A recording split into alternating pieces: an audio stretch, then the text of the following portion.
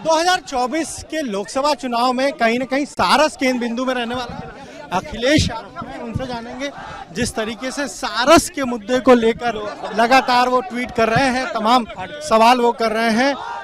जिस तरीके से अमेठी में जो सारस था उसको लेकर अखिलेश यादव ने जो ट्वीट किया है उस पर जरूर कहीं ना कहीं कोशिश करेंगे कि उनसे बात हो। यहाँ पर आप देखिए अखिलेश यादव, क्योंकि डॉक्टर राम मनोहर लोहिया की जयंती है, वहां पहुंचे हैं श्रद्धांजलि अर्पित करने के लिए और उनसे जानेंगे सवाल कर। अखिलेश जी, ये सारस जो राजकीय पक्षी है उसको लेकर आपने ट्वीट किया, सरकार को घेरा है। देखिए, सरकार को घेरा नहीं, जब उसको तकलीफ थी, पैर टूटा, चोट लगी और बचाने का काम अगर किसी ने किया था तो आरिफ ने, और पिछले कई दिनों से आरिफ ने उसकी सेवा की और सेवा की वजह से उससे लगाव हो गया और दोनों साथ साथ रहने लगे। खाना पीना, उठना बैठना, आना जाना, ये सब उसके साथ सारस ने किया।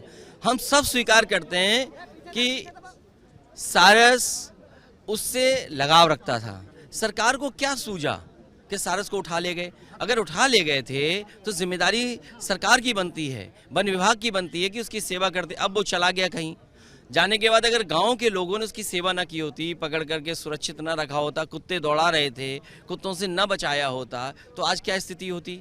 उसकी जान चली जाती, तो जिम्मेदार कौन होता?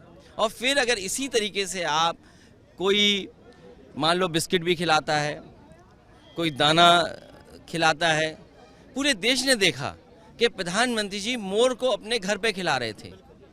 क्या आपका ट्वीट भी बहुत सुर्खियों में था। क्या ये वन विभाग के लोग मोर को ले आएंगे वापस?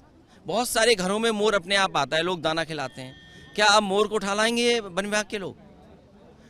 बीजेपी के मंत्री कह रहे हैं कि भाई कानूनन वो राजकीय पक्ष है इसलिए लेकर गए उसको। अरे मंत्री को जानते ही नहीं है। मंत्री को जानते होते तब तो कुछ बताते। अरे जब उसके पैर पे चोट थी तो क्यों नहीं उसकी मदद करने गए? अगर वो मंत्री जानते होते, इटावा में सारस संरक्षण के लिए केंद्र बन रहा था, उसका बजट क्यों खा गए ये बीजेपी के लोग?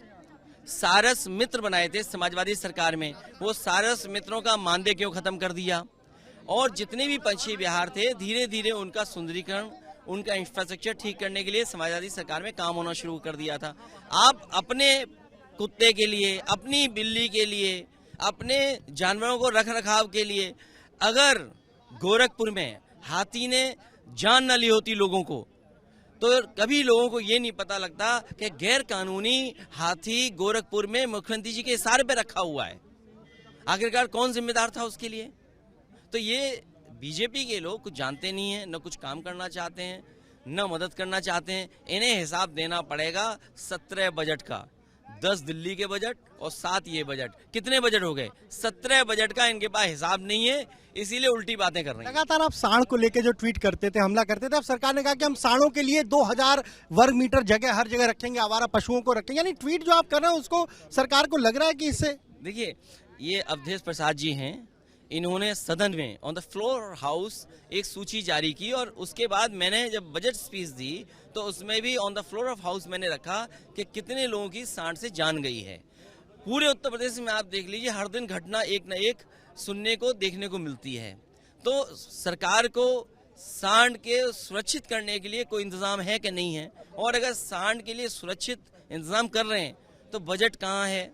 तो मैं तो सरकार से कहूँगा कि कोई स्थान तय कर दें, चिन्हित कर लें, वहाँ एक सांड सफारी खोल दें, तभी जाकर के सांड सुरक्षित होंगे। ये जो बात है, जो बात आप कह रहे हैं, बीजेपी 80 पर जो काम करी, 14 हारी हुई सीटों के लिए मोदी के मन की बात उर्दू में पब्लिश करा के वो बांटने का काम करने जा रहे हैं। आप बीजेपी के चक्कर मत पड़िए, बीजेपी से पूछिए कि किसानों की आय दोगुनी क्यों नहीं हुई, नौजवान बेरोजगार क्यों है, सिलेंडर महंगे क्यों हैं, महंगाई चरम सीमा पर क्यों है, बाबा साहब भीमराव अम्बेडकर जी ने जो संविधान दिया, जो आरक्षण है उसके साथ खिलवाड़ क्यों हो रही है, लोगों को नौकरियां ना मिले उसके इंतजाम आउटसोर्स क्यों कर रहे हैं, प्राइवेटाइजेशन क्यों कर रहे हैं। अरे उर्दू में बोलने से क्या, इनको उर्दू इसलिए नहीं समझ में आएगी क्योंकि उर्दू भारतीय भाषा है, उर्दू हमारी गंगा जमुनी संस्कृति की भाषा है, उर्दू हमें प्रेम सिखाती है, इसलिए भाजपाइयों को उर्दू समझ में नहीं आएगी। सर, मेरा आखिरी सवाल है, जिस तरह से अखिलेश यादव तेलंगाना जा रहे हैं, वेस्ट बंगाल जा रहे हैं, स्टालिन से मिल रहे हैं, क्या अखिलेश यादव आज थर्ड फ्रंट के एक बड़े चेहरे और खुद पीएम कैंडिडेट होंगे 2024 में?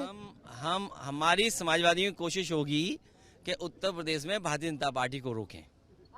लेकिन आपने कहा कि सबसे ज्यादा सीटें सबसे ज्यादा सीटें जो जीतेगा कहीं ना कहीं वैल्यू उसकी ज्यादा होगी, और यूपी में 80 लोकसभा सीटें हैं।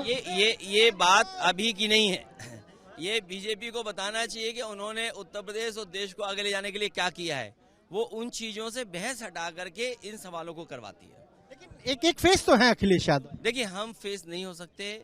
हमारा समाजवादियों का काम है उत्तर प्रदेश से भारतीय जनता पार्टी को हटाना।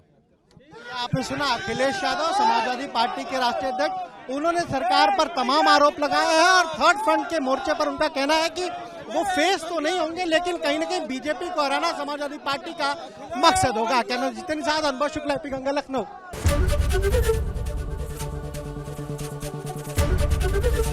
एबीपी गंगा, खबर आपकी, जुबान आपकी।